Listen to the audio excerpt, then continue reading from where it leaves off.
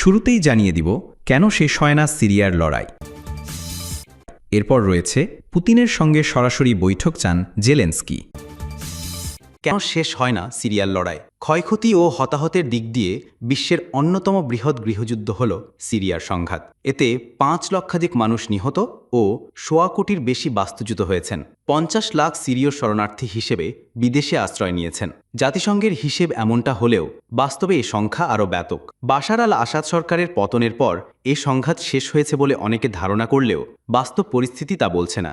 বর্তমানে দেশটির উপকূলীয় এলাকায় আলাইউদের সঙ্গে সরকারি বাহিনীর এবং দ্রুজ যোদ্ধা ও সুন্নি বেদুইন গোষ্ঠীদের মধ্যে সংঘাত চলছে।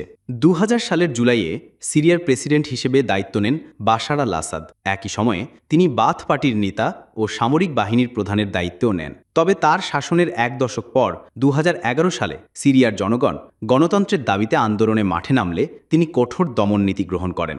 ২০১৩ সালে দামেস্কের কাছে বিরোধী অধ্যুষিত পূর্বাঞ্চলীয় ঘৌতায় রাসায়নিক হামলা হলে শত শত মানুষ মারা যান। পশ্চিমারা এবং সিরিয়ার বিরোধী গোষ্ঠীগুলো এ হামলার জন্য আসাদ সরকারকে দায়ী করে, তবে দামেস্ক এই অভিযোগ প্রত্যাখ্যান করে। পরে আন্তর্জাতিক চাপে তারা রাসায়নিক অস্ত্রের মজুদ ধ্বংস করতে রাজি হয়, কিন্তু তাতে করে সিরিয়া যুদ্ধের নৃশংসতা কমেনি।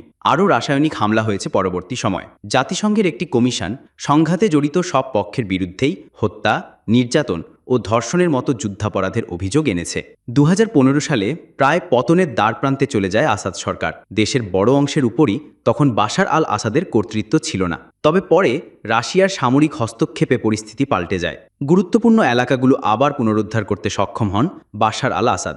২০১৮ থেকে ২০২০ সালের মধ্যে আন্তর্জাতিক সমঝোতার আলোকে সরকারি বাহিনী সিরিয়ার বেশিরভাগ এলাকা নিজেদের নিয়ন্ত্রণে নেয়। যদিও ইসলামপন্থী বিরোধী গ্রুপগুলো এবং কুর্দি মিলিশিয়ারা দেশটির উত্তর এবং উত্তর পূর্ব এলাকায় কিছুটা নিয়ন্ত্রণ রাখতে পেরেছিল।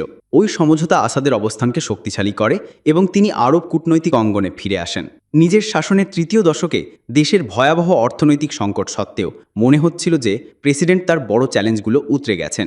তবে ২০২৩ সালের অক্টোবরে হামাস ইসরায়েলে হামলা করলে গাজা যুদ্ধের সূচনা হয়, যা লেবাননেও ছড়িয়ে পড়ে। এর প্রভাব পড়ে আসাদের সহযোগী হিজবুল্লাহর ওপর। হিজবুল্লাহ নেতা হাসান নাসরুল্লাহ নিহত হন।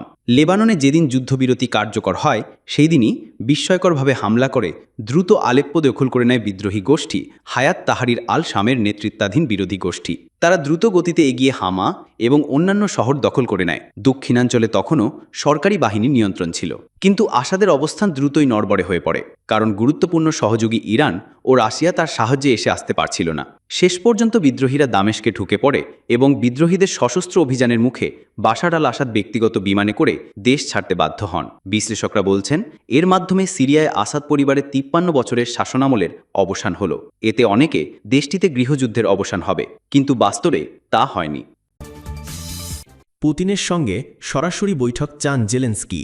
ইউক্রেনের প্রেসিডেন্ট ভলোদিমির জেলেনস্কি বলেছেন তিনি রাশিয়ার প্রেসিডেন্ট ভ্লাদিমির পুতিনের সঙ্গে সরাসরি বৈঠকে বসতে প্রস্তুত। জেলেনস্কি আরও বলেন সত্যিকারের শান্তি এবং স্থায়ী শান্তি প্রতিষ্ঠা করতে হলে নেতৃত্ব পর্যায়ে বৈঠক হওয়া দরকার। গতকাল জাতির উদ্দেশ্যে দেওয়া ভাষণে জেলেনস্কি বলেন যুদ্ধবিরতি অর্জনে যা কিছু করা দরকার তার সবই করা উচিত। রাশিয়ার উচিত সিদ্ধান্ত থেকে পালানোর প্রবণতা বন্ধ করা। রাশিয়াকে নতুন করে শান্তি আলোচনায় বসার প্রস্তাব দিয়েছে ইউক্রেন। গত মাসে আলোচনা থেমে যাওয়ার পর কিয়েভ এখন চাইছে আগামী সপ্তাহে নতুন করে শান্তি আলোচনা শুরু হোক। গতকাল শনিবার এই প্রস্তাব দেওয়ার তথ্য নিশ্চিত করেন ইউক্রেনের প্রেসিডেন্ট। ইউক্রেনের প্রস্তাবের বিষয়ে রাশিয়ার দিক থেকে তাৎক্ষণিক প্রতিক্রিয়া পাওয়া যায়নি। ইউক্রেনের সাবেক প্রতিরক্ষামন্ত্রী রুস্তেম উমেরভকে গত সপ্তাহে জাতীয় নিরাপত্তা এবং প্রতিরক্ষা কাউন্সিলের প্রধান হিসেবে নিয়োগ দেওয়া হয়। তাকে শান্তি আলোচনায় গতি আনার দায়িত্ব দেওয়া হয়েছে। চলতি বছরের শুরুর দিকে তুরস্কে অনুষ্ঠিত ২ দফা শান্তি আলোচনায় ইউক্রেনের প্রতিনিধি দলের নেতৃত্ব দিয়েছিলেন উমেরভ। তবে বন্দী ও নিহত সেনাদের মরদেহ বিনিময়ের বিষয়ে একটি চুক্তি ছাড়া আলোচনায় তেমন কোনো অগ্রগতি হয়নি। আগের আলোচনায় রাশিয়া বেশ কিছু কঠোর শর্ত দিয়েছিল।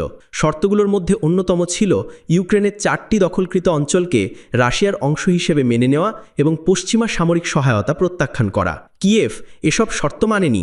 গত শুক্রবার ক্রেমলিনের মুখপাত্র দিমিত্রি পেসকভ বলেন শান্তির প্রচেষ্টায় গতি আনার প্রয়োজনীয়তার বিষয়ে জেলেনস্কির বক্তব্যের সঙ্গে মস্কো একমত।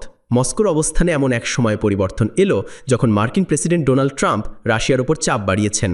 গত জানুয়ারিতে প্রেসিডেন্টের দায়িত্ব নেওয়ার পর শুরুতে ট্রাম্প রাশিয়ার প্রতি কিছুটা নমনীয় থাকলেও এখন তিনি চাপ বাড়িয়েছেন। যুদ্ধ থামানোর জন্য গত সপ্তাহে ট্রাম্প রাশিয়াকে ৫০ দিনের সময়সীমা দিয়েছেন। নির্ধারিত সময়ের মধ্যে